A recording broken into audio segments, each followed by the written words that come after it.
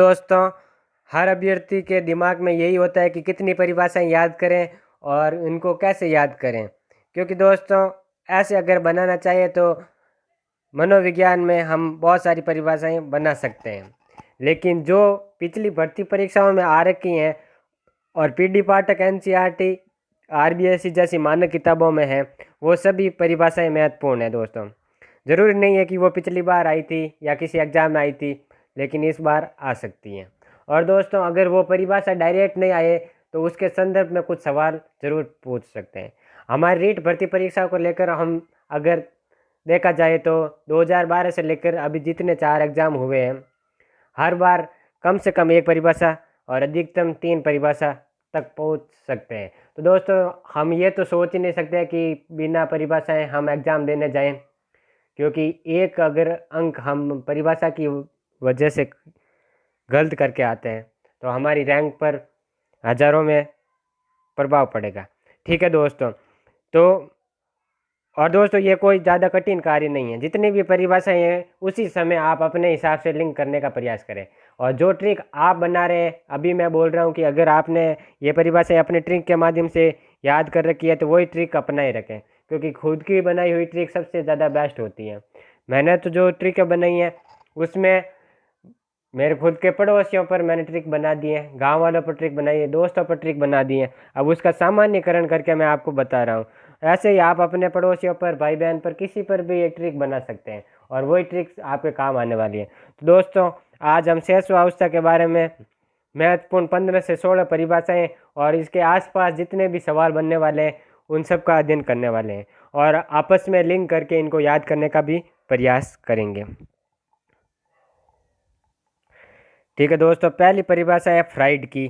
शेषवावस्था चल रही है। शेषवावस्था की सारी विशेषताएं संवेगात्मक विकास, सामाजिक विकास, मानसिक शारीरिक विकास के बारे में सभी ये बता देंगे परिभाषाओं के अंदर।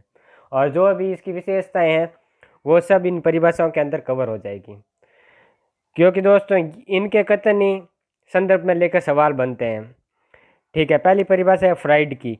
मनुष्य को जो कुछ बनना होता है वो 4-5 साल में बन जाता है। अब दोस्तों, इस परिभाषा को याद करते हैं। अब जब आपको तेज भूख लगती है तब आप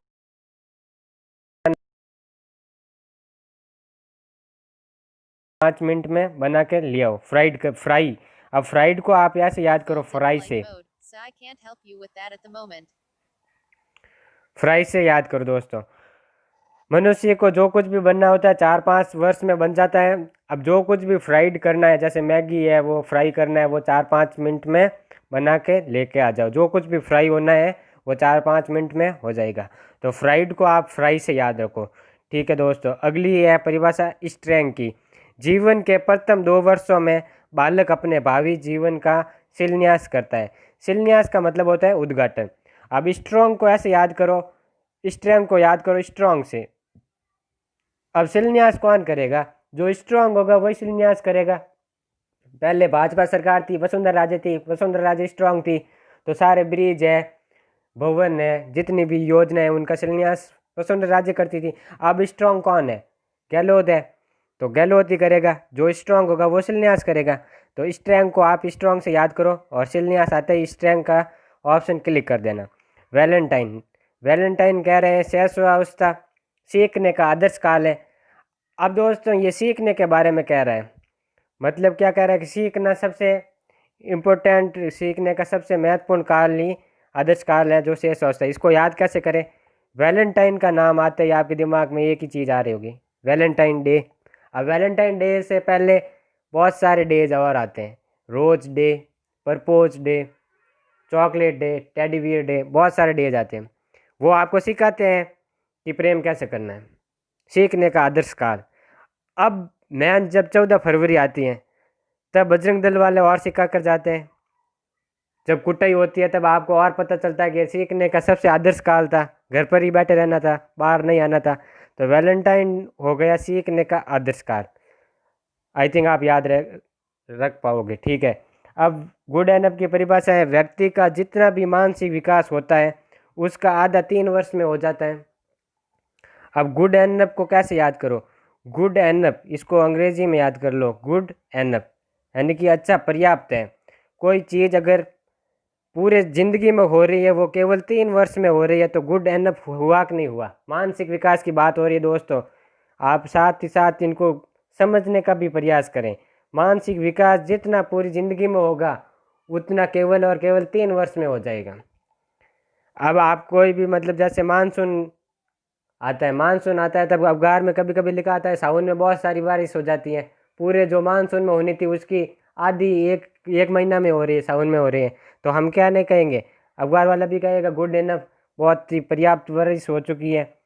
तो गुड एनफ, जैसे आप बाल कटवा के आते हैं, अब पूरे गंजे हो गए, अब गंजे होंगे तो सबसे पहले जो बाल आएंगे वो 1-2 हफ्ते में बहुत तेज़ी से आएंगे। तब कोई भी आपका दोस्त मिलेगा, गुड एनफ, अरे तेरे 10 दिन में इतने बाल आ गए, गुड एनफ, बहुत अच्छे खासे आ गए। तो गुड एनफ आप ऐसे याद रखना कि मानसिक विकास का जितना भी विकास होना था पूरी ज़िंदगी में उसका आधा 3 वर्ष में हो जाएगा। अब एडलर की परिभाषा, एडलर कह रहे हैं कि बालक के जीवन के समय ही कुछ महीनों में ये निश्चित कर सकते हैं कि उसका जीवन में क्या स्थान होने वाला है। अब इसको कैसे याद करें, एडलर को ऐसे याद करो, डॉलर। अब अखबार में हम रोज़ नहीं पढ़ते हैं न्यूज़पेपर में कि डॉलर का क्या स्थान है, रुपये का क्या स्थान है। तो हम साल के 2-3 महीनों में भी पता लगा सकते हैं कि इस साल क्या ट्रेंड रहने वाला है, डॉलर का क्या स्थान रहने वाला है। तो जिंदगी में भी 2-3 महीनों में ही, एडलर कह रहे हैं, इतनी शानदार परिभाषा है कि 2-3 महीनों में बता सकते हैं कि ये बच्चा जीवन में क्या स्थान रखेगा, क्या बनेगा, कहाँ तक इसका संज्ञानात्मक विकास होगा, मानसिक विकास कहाँ तक होगा। तो ये एडलर की परिभाषा। अब वाटसन की परिभाषा, वाटसन कह रहा है शैशवावस्था में सीखने की सीमाएं और तीव्रता किसी भी अन्य अवस्था की तुलना में बहुत अधिक है। मेन बात तो ये इतनी कह रही है कि बाल्यावस्था आएगी, किशोरावस्था आएगी, जो सीखने की जो भी क्षमता है वो सबसे ज़्यादा शेष अवस्था में होगी। अब इसको कैसे याद रखेंगे, वाटसन की सारी परिभाषाएं मैं तो ज्ञानबाज वाटसन को ध्यान में रखकर बनाता हूँ। और शेष अवस्था में सीखने की सीमाएं और तीव्रता सबसे ज़्यादा तेज ज्ञान वाटसन ही फेंकता था, इतना मुझे याद है मेरे हिसाब से। तो वाटसन की परिभाषा, शेष अवस्था की सीमा अन्य की तुलना में सबसे तेज कौन, वाटसन। सबसे तेज कौन फेंकता था, वाटसन फेंकता था गेंद। तो यहाँ से वाटसन की परिभाषा याद हो जाएगी। अब ये क्रो एंड क्रो की परिभाषा आ चुकी है। कोई परिभाषा अगर एग्जाम में आ जाती है तो फिर गाइड वाले जितने भी टीचर हैं उनको बड़ा चढ़ा के बनाते हैं, लेकिन ये किताब में थी पीडी पाठक है। दोस्तों पीडी पाठक ऐसी किताब है, आपको एक बार अगर टाइम मिले ज़रूर पढ़ना चाहिए। उसकी सारी परिभाषाएं रिपीट होती हैं एग्जाम में। अब वो बंदा ने पहले ही किताब लिख दिया और विश्वविद्यालय के संदर्भ में वो किताब लिखी गई है, कोई भी कंपटीशन एग्जाम के संदर्भ में नहीं लिखी गई है। तो उसकी परिभाषाएं सभी मैंने इंक्लूड की है। तो 20वीं शताब्दी बालक की शताब्दी होगी। अब ऐसा क्यों कहा क्रो एंड क्रो ने, क्योंकि दोस्तों इससे पहले जितने भी शिशु और शैशवावस्था को समझते नहीं थे। मैंने भी मनोविज्ञान नहीं पढ़ा तब तक शिशुअवस्था को, मैंने क्या यार 6 महीने ये तो खाएगा पिएगा दौड़ेगा कूदेगा, इसके ऊपर ज़्यादा ध्यान देना नहीं है। बाद में बाल्यावस्था आएगी तब इसको स्कूल में डालेंगे, तब इसको पढ़ाएंगे या कुछ भी सिखाएंगे। लेकिन मैं भी गलत था दोस्तों। जैसे जैसे 20वीं शताब्दी में मनोवैज्ञानिक आए और अध्ययन किया तब उन्होंने ये ज्ञात हुआ कि सबसे महत्वपूर्ण काल होता है वो 6 वर्ष में हो जाता है। 6 वर्ष तक मतलब बहुत ही महत्वपूर्ण काल है। आगे आप इसकी विशेषताओं में इनको पढ़ेंगे। जैसे कि फ्राइड ने कहा और गुड एनफ ने कहा, सब ने क्या कहा कि 2 वर्ष 3 वर्ष जितना भी विकास होना होता है वो 6 वर्ष के अंतर्गत हो जाता है, आधा से ज़्यादा हो जाता है। अब दोस्तों ये परिभाषा आपको याद रह जाएगी, क्रो एंड क्रो, 20वीं शताब्दी, कौवे की शताब्दी, ऐसे कुछ भी लिंक कर दो, कोविड कर दो, कोरोना कर दो, कोरोना की शताब्दी है, कुछ भी आप लिंक कर सकते हैं। आपको खुद को जितना हो सके कहीं भी परिभाषा देखो, डायरेक्ट लिंक करने की कोशिश करो। ठीक है दोस्तों। न्यूमैन, 5 वर्ष की अवस्था मस्तिष्क के लिए बहुत ग्रहणशील होती हैं। अब आपने उत्कर्ष वाला कोर्स ज्वाइन किया होगा, नए नए 10 दिन आपने 10-10 घंटे पढ़ लिया और आपको 2-2 घंटे वाले वो वीडियो भी छोटे लगने लगे क्योंकि आप नए नए थे। भाटिया वाली आपने टेस्ट सीरीज ज्वाइन की तो वहाँ पर भी आपने 1-2 महीने तक तो आप बड़े जोश खरोश में रहे कि एग्ज़ाम टॉप करना है, बड़े पेपर में टॉप करना है। ठीक है, तो जो नया आदमी होगा वो बहुत ज़्यादा ग्रहणशील होगा। आप ये भी देख सकते हैं कि आप कहीं पर पढ़ाने जाते हो तो कोचिंग वाले बच्चे आते हैं, 3-4 दिन तक तो बहुत ही ग्रहणशील होते हैं, फिर वो सामान्य हो जाते हैं। तो यहाँ से आपको न्यूमैन की परिभाषा याद रखनी है। अब ब्रजेश दोस्तों संवेगात्मक विकास के बारे में कह रहा है ब्रजेश, 2 वर्ष की आयु तक बालक के सभी संवेगों का विकास हो जाता है। अब ये परिभाषा कैसे याद रखें ब्रजेश, 2 वर्ष की आयु तक बालक के सभी संवेगों का विकास हो जाता है। अब ब्रज, ब्रज से याद रखिए मैंने दोस्तों, ब्रज, ब्रज में कौन किसका जन्म हुआ था, कृष्ण भगवान का। और कृष्ण भगवान इतने अवतारी पुरुष थे, तो 2 वर्ष में ही उनका सबका विकास हो गया था। बड़े बड़े राक्षसों को मारा था, सर्प को मारा था नदी के अंदर यमुना में। ठीक है दोस्तों, तो ब्रज में कृष्ण का जन्म हुआ था, सभी संवेगों का विकास केवल 2 वर्ष की आयु में हो गया था। अब जॉन लॉक की परिभाषा, अब दोस्तों ये टेलीग्राम में और कई जगह जॉन लॉक, रूसो अलग अलग परिभाषा लिखते हैं, कोरी कागज कोरा प्लेट, लेकिन ये एनसीईआरटी में तो एक ही परिभाषा दे रखी है और अवनी में भी यही दे रखी है। तो आपको भी ये परिभाषा याद रखनी है। जॉन लॉक, बालक का मस्तिष्क कोरी प्लेट जिसे टैबुला रसा कहा था, जिस पर अनुभव लिखता है। ये परिभाषा देने का क्या मकसद था, क्योंकि दोस्तों अलग अलग मनोवैज्ञानिक थे। कुछ ने कहा कि ये तो भाषाई संज्ञानात्मक विकास लेकर जन्म लेते हैं, और कुछ ने कहा कि गर्भावस्था में इनके मतलब दिमाग में ही कुछ यंत्र वगैरह भाषाई यंत्र होते हैं। लेकिन जॉन लॉक ने कहा कि इन सब बातों का खंडन करते हुए ये बात कही थी कि मस्तिष्क कोरी स्लेट होता है, टैबुला रसा, कोरा कागज कह सकते हैं, जिस पर वो अनुभव लगता है। मतलब शिशु को मतलब कुछ भी नॉलेज नहीं होता, बिल्कुल साफ पेज तरह होता है, उस पर कुछ भी वो अपने अनुभव के हिसाब से लिख सकता है। जबकि कुछ मनोवैज्ञानिकों ने माना कि उसके अंदर, जैसे कि वो अभिमन्यु वाली कहानी की, वो गर्भ में भी उस मतलब चक्कर को तोड़ना सीख गया था। तो ऐसे यहाँ से परिभाषा आई। जॉन लॉक की परिभाषा कैसे याद करोगे कि टेबल पर एक लॉक रखा हुआ है, टैबुला रसा, और यहाँ से आप याद कर लेना कि टेबल पर क्या रखा है, एक लॉक रखा हुआ है। टेबल पर एक लॉक रखा हुआ है, स्लेट रखी हुई लॉक, ऐसे एक इमेज क्रिएट कर लीजिए। अब हरलॉक की परिभाषा, हरलॉक ने शेष अवस्था को अपीली काल या खतरनाक काल का, डेंजरस एज एंड अपीली एज। अब अपीली काल या खतरनाक काल क्यों कहा, क्योंकि शेष अवस्था में सबसे अधिक मृत्यु दर होती है, तो इसलिए इन्होंने खतरनाक काल कहा था। अब इसको कैसे याद करेंगे, कोई भी खतरनाक वस्तु होगी उसको हमें क्या करना चाहिए, लॉक करना चाहिए। तो हर खतरनाक वस्तु को हम क्या करेंगे, लॉक कर देंगे। तो ये परिभाषा याद हो गई। अब रूसो, बालक के हाथ पैर व नेत्र उसके प्रारंभिक शिक्षक होते हैं। अब आप ही देख लीजिए कि हाथ पैर और नेत्र नहीं हो तो आप कुछ कर सकते हैं क्या, नहीं कर सकते हैं।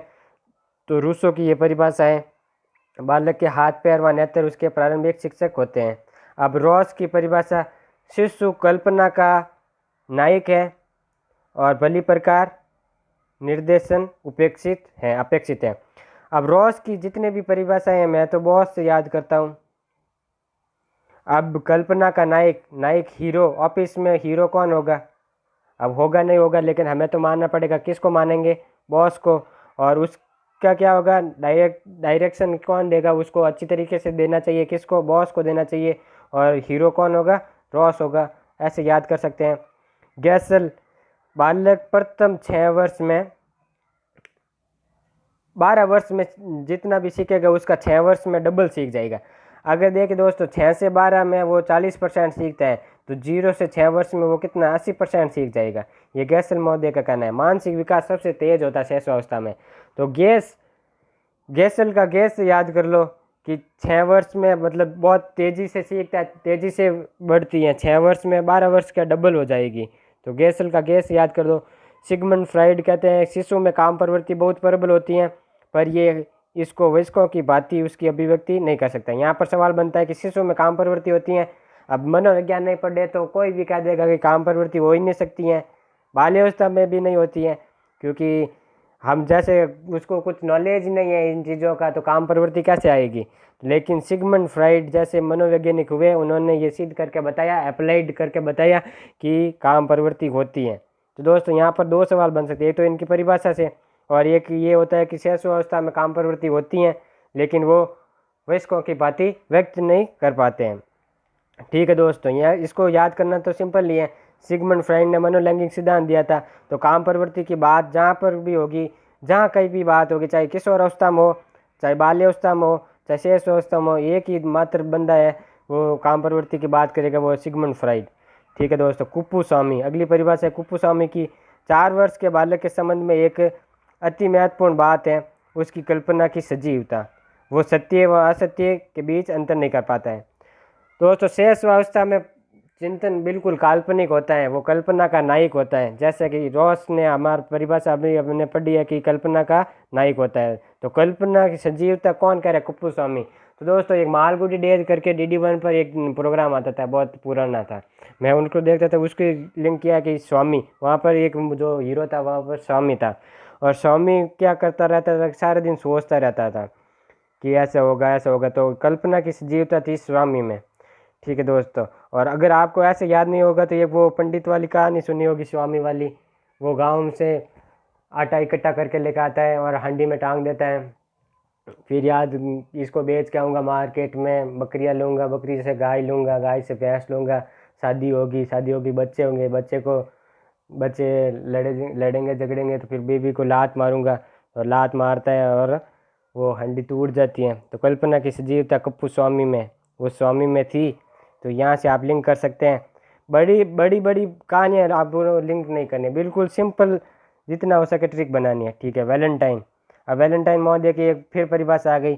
4 या 5 वर्ष के बालक में अपने छोटे भाई बहनों की रक्षा करने की प्रवृत्ति होती है। अब दोस्तों ये इंपॉर्टेंट परिभाषा है, क्योंकि हम देखते हैं कि नैतिकता का अभाव होता है शैशवावस्था में, लेकिन क्या सामाजिकता का भी अभाव होता है? तो क्रो एंड क्रो का एक कोटेशन है कि शिशु ना तो सामाजिक होता है ना ही असामाजिक होता है, ना तो पूर्णतः सामाजिक होता है ना ही और सामाजिक होता है, ना ही असामाजिक होता है। लेकिन वैलेंटाइन ने यहाँ पर कहा कि 4 या 5 वर्ष में सामाजिकता का विकास होने लगता है और अपने छोटे भाई बहनों की रक्षा की प्रवृत्ति होती है।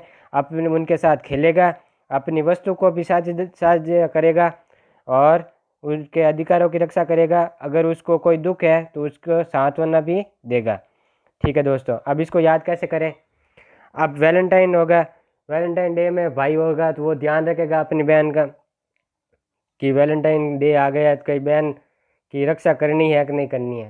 तो अब दोस्तों यहाँ पर एक विडम्बना है कि अगर लड़के की कोई गर्लफ्रेंड होगी तो वो अपनी बहन को बताएगा तो उसको खुशी होगी और वो चिल करेंगे, पार्टी करेंगे। वहीं अगर लड़की के कोई बॉयफ्रेंड हो गई वो अपने भाई को नहीं बता सकती हैं, क्योंकि वहाँ पर आक्रामक रवैया हो सकता है भाई का। तो दोस्तों आगे बढ़ते हैं। स्ट्रेंग की परिभाषा। अब स्ट्रेंग की ऊपर परिभाषा आई थी, शिलान्यास करेंगे, उद्घाटन करेंगे। स्ट्रांग होगा वही शिलान्यास करेगा।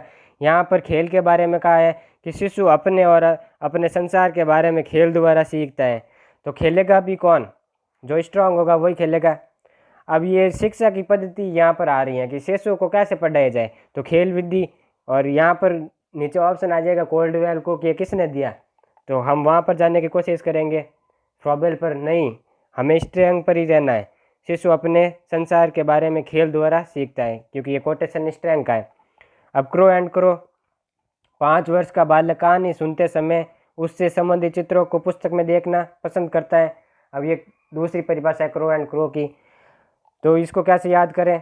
इसको ऐसे याद कर सकते हैं कि अब छोटे थे तो वो किताब पढ़ते थे, थ्रस्टी क्रो वाली कहानी पढ़ते थे, उसमें बड़े बड़े चित्र थे, 4 चित्र देते थे। एक पहला प्यासा कौवा दर्शाते थे, फिर वो एक मटकी दर्शाते थे, फिर कंकड़ डालते हुए हम अपने आप दिमाग में इमेज कर लेते थे। और कोई बड़ा भाई या शिक्षक पढ़ाते थे तो केवल हम चित्र देखते रहते थे, क्रो एंड क्रो। अब यहाँ से पर यह भी शिक्षा की पद्धति के बारे में सवाल आ सकता है कि उनकी किताबें कैसी होनी चाहिए शेष अवस्था में, तो उसमें चित्र ज़्यादा होना चाहिए, लिखा हुआ बहुत ही लिमिटेड होना चाहिए। अब दोस्तों जल्दी जल्दी हम इन परिभाषाओं से जो भी विशेषता निकल रही हैं उनको याद कर लेते हैं और बाद में कुछ महत्वपूर्ण सवाल करेंगे और आपको परिभाषाएं कितनी याद हुई ये भी चेक करेंगे। तो सीखने का आदर्श काल किसने कहा था? वैलेंटाइन ने कहा था। भावी जीवन की आधारशिला ये किसने कहा था? स्ट्रेंग ने कहा था। जीवन का सबसे महत्वपूर्ण काल है दोस्तों, अनुकरण द्वारा यहाँ पर सीखता है। और जो संवेग होते हैं वो क्षणिक होते हैं, पल में रोना, पल में हंसना, इस तरह के संवेग पाए जाएंगे। और सामूहिक विकास की दृष्टि से श्रवण काल है गोल्डन एज है, क्योंकि दोस्तों यहाँ पर उनके संवेगों का दमन नहीं करना चाहिए। जो भी वो संवेग है उनको प्रकट होने देना चाहिए। अब स्वार्थी होता है, अपनी वस्तु को बांटता नहीं है, अपने माँ के गोद में किसी दूसरे को टच भी नहीं लगाने देगा, स्वार्थी होगा, स्व केंद्रित होगा, आत्म प्रेरम, नार्सिसिज्म सबसे बड़ी विशेषता होगा इसकी शेष अवस्था की। अब दोस्तों खिलौने की आयु, यहाँ पर थोड़ा कंफ्यूज होता है, क्योंकि खिलौने की आयु हमेशा शेष अवस्था ही होती है, लेकिन अगर ऑप्शन में शेष अवस्था नहीं है और प्रारंभिक बाल्य अवस्था है तो वो भी राइट हो जाएगा। लेकिन ये शेष अवस्था की है खिलौने की आयु, और खेल की आयु ऑप्शन में हो तब बाल्य अवस्था करनी है। अजीबो गरीब अवस्था, खतरनाक या आपी निकाल किसने कहा था? हरलॉक ने। नामकरण विस्फोट की अवस्था, ये जीन पियाजे ने कहा था। और बादशाह अवस्था, बादशाह अवस्था क्यों? क्योंकि जो उसकी मनमर्जी होगा वो करेगा, दूसरा जो भी उसको चॉकलेट वगैरह चाहिए वो जिद करके लेगा, ठीक है, ये बादशाह की अवस्था होगी। और व्यवहार कैसा होता है? मूल प्रवृत्ति पर आधारित होता है। दोस्तों प्री स्कूल एज ये है, और स्कूली अवस्था बाल्य अवस्था हो जाएगी, लेकिन प्री स्कूल की अवस्था ये शेष अवस्था है। अब शारीरिक और मानसिक विकास तेज होगा, जितनी भी परिभाषाएं स्पष्ट हो जाता है। सीखने की प्रक्रिया भी तेज होगी। कल्पना की सजीवता किसने कहा था? कुप्पू स्वामी ने कहा था, ठीक है। दूसरों पर निर्भर रहेगा। नैतिकता का पूर्णतः अभाव होता है। सामाजिक भावना का विकास होने लगता है वैलेंटाइन के अनुसार 4 या 5 वर्ष में, ठीक है। जिज्ञासा, ये क्रो एंड क्रो ने कहा था कि जिज्ञासा प्रवृत्ति पाई जाती है। काम प्रवृत्ति, ये किसने कहा था? काम प्रवृत्ति सिगमुंड फ्राइड। अब चिंतन कैसा होता है? चिंतन होता है अतार्किक होता है, कुछ भी नहीं कि जैसे मेरे पीछे सूरज चल रहा है, अब ये आसमान नीला क्यों, ऐसे कुछ भी मतलब पूछता रहेगा, अतार्किक चिंतन करेगा जिसका कुछ मतलब लॉजिक नहीं होगा, ठीक है। नकारात्मक व्यवहार की अवस्था, ये भी इम्पोर्टेंट है, 2 से 6 वर्ष स्पेशली मैंशनड है अपनी किताब में, ठीक है दोस्तों। अब आ जाते हैं आपको कितना याद है, सवाल करते हैं, और पहले आप आंसर करने की कोशिश करना वीडियो को पॉज करके, फिर आप देखना कि 18-19 में से आपके कितने सवाल बन रहे हैं, ठीक है दोस्तों। पहला सवाल, मनुष्य को जो कुछ बनना होता है वो 4 या 5 वर्ष में बन जाता है, ये किसका कथन है? मान लो ये रीट एग्जाम में आ गए तो आप कैसे क्लिक करोगे? जो कुछ भी बनना है 4-5 वर्ष में बन जाएगा। फ्राई से याद करवाया था ना दोस्तों कि 4-5 मिनट में जो भी बनना होगा वो 4-5 मिनट में बन जाएगा, ठीक है दोस्तों। अगला, सीखने का आदर्श काल। अब थोड़ा घुमा दिया इस प्रश्न को कि शेष अवस्था तो है लेकिन किसने कहा? अब बहुत सारे सवाल होंगे तब हम ये भी भूल जाएंगे कि सीखने का आदर्श काल बाल्य अवस्था है, शेष अवस्था है, तो यहाँ पर भी ऑप्शन सी और ऑप्शन डी में कंफ्यूज हो जाएंगे। सीखने का आदर्श काल मैंने बताया था कि शेष अवस्था है, और वैलेंटाइन ने कहा था, वैलेंटाइन डे से याद करवाया था, ठीक है। जीवन के प्रथम 2 वर्षों में बालक अपने भावी जीवन का शिलान्यास करता है।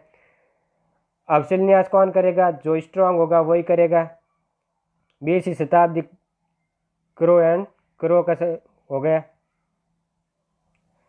आगे 5 वर्ष तक की आयु तक बालक मस्तिष्क बहुत ग्रहणशील होगा। ग्रहणशील कौन होगा? जो नया आदमी होगा, न्यू मैन होगा, वही ग्रहणशील होगा, ठीक है दोस्तों। आप पोज करके आंसर देते रहे। 2 वर्ष तक की आयु तक सभी संवेगों का विकास हो जाता है। सभी संवेगों, ब्रज में कृष्ण का पूरा विकास हो गया था 2 वर्ष में ही, तो ब्रजेश ये ऐसे याद कर सकते हैं। किसके अनुसार बालक का मस्तिष्क कोरी स्लेट है? तो मैंने आपको बताया था टेबुलर रस्सा। टेबल पर क्या पड़ा है? लॉक पड़ा है, जॉन लॉक, ठीक है दोस्तों। आगे बढ़ते हैं।